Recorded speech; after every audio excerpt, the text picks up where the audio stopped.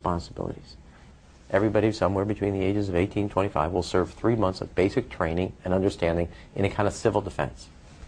Now, it doesn't always have to be service in uniform. One of the things that if you talk to our generals, they are desperate for is a civilian counterpart to our military forces. So is this compulsory then? Well, you have to, in a sense, it's required of everybody, 18 to 25, 3 months, and at some point at that point you do it. Obviously, I'm not going to say perfect legislation. We'll work that process through. You could do it during a college summer, or you could do it after high school. If you have a demagogue with a fanatical mass movement of personality cultists who is imposing the program of a group of extreme bankers and finance oligarchs, that's fascism. Obama's transition site, change.gov, proclaimed that middle school and high school students will be forced to serve the federal government. Fascism is gutter up, streets up, hooligans, thugs, fervently idealistic students, swarming adolescents, just the kind of thing you see around Obama.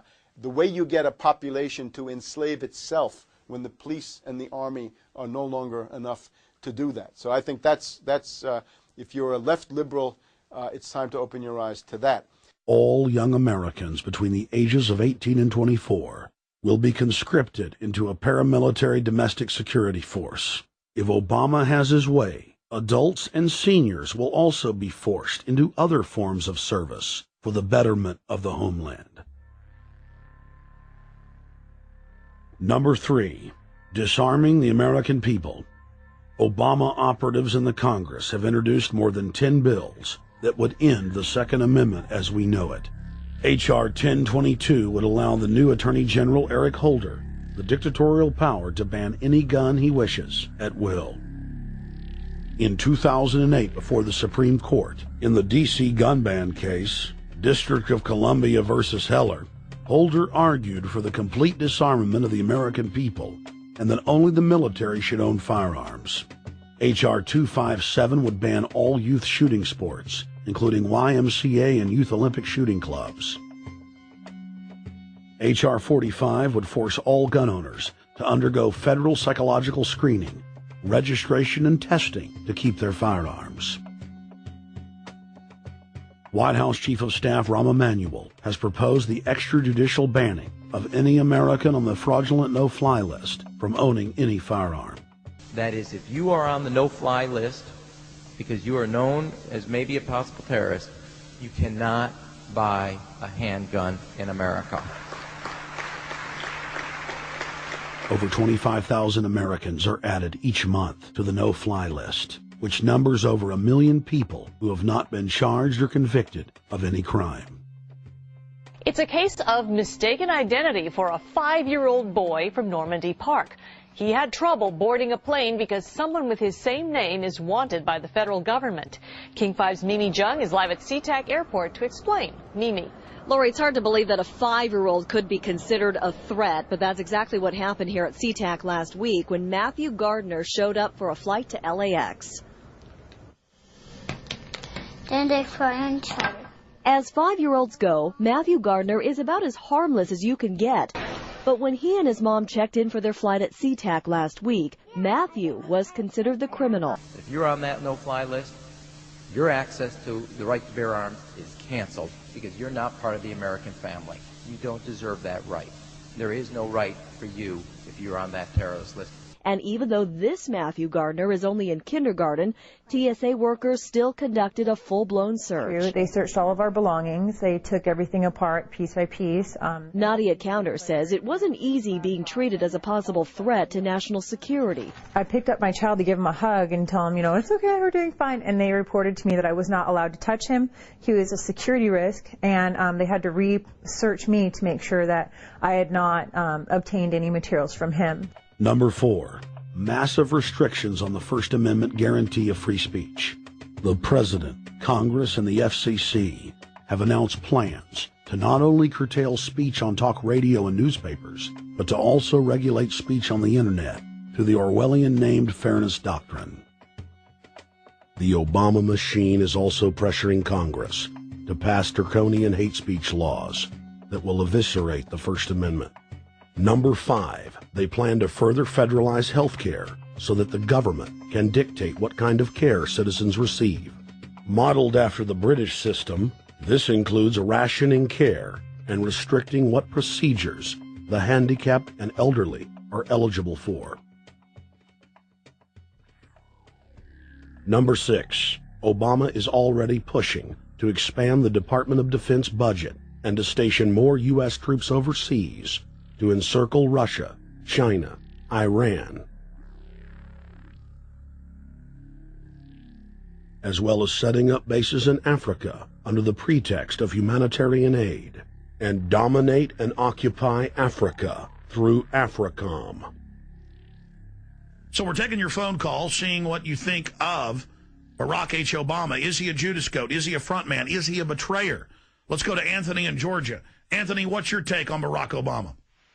They put the face of Barack Obama as part of their public relations because it's like the old folk tales about vampires. A vampire cannot force his way into somebody's house. It's against some kind of metaphysical law. So the vampire has to persuade the resident of the household to open the door and invite him in. So they're going to look at the peephole at Barack Obama, which looks like them and appears to be on their side. They're going to say, okay, here's my ally. Let me open the door and let me let this person in. And then Barack Obama is just, of course, a front man for the American empire, where he's going to have the entire U.S. Navy, the entire U.S. Army, and the entire U.S. Marines under AFRICOM command. And, of course, he's going to turn it into a new Iraq, and he's going to turn it into a new Afghanistan. Everything, every operation that you see going on in Iraq and Afghanistan is going to propagate to the poor countries of Africa.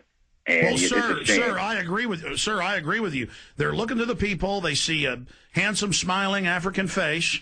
You know, he's all, hey, I'm from Kenya. And then it's a total bait and switch. But it's the same thing here in the United States where they would get sellout Native American chiefs to sell out their people. This is the oldest trick in the book.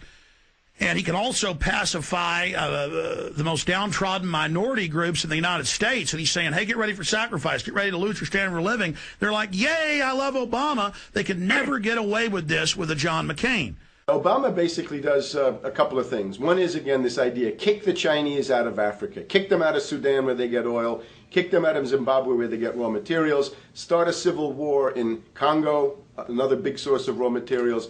Al-Qaeda, an arm of the U.S. intelligence community, is now active in Algeria, Tunisia, Morocco. You've got a destabilization going on in Kenya around Odinga. That's Obama's cousin. This is a guy who has two children. They're Obama's niece and, nephew in a broad sense.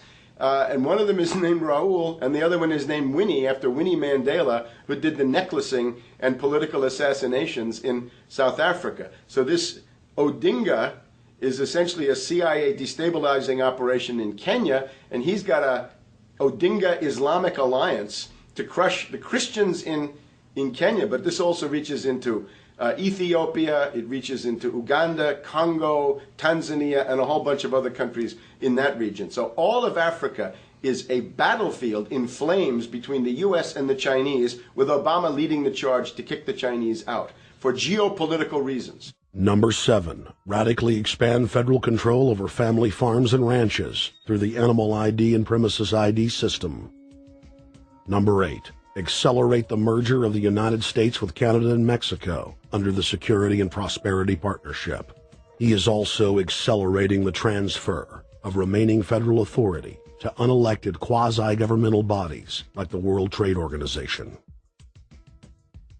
Number 9, Obama must convincingly play the part of the president and convince the people of the United States that the buck actually stops with him. This is critical to the globalist master plan, because in 4 to 8 years, Obama must take the blame, as Bush did, for the New World Order's horrific agenda.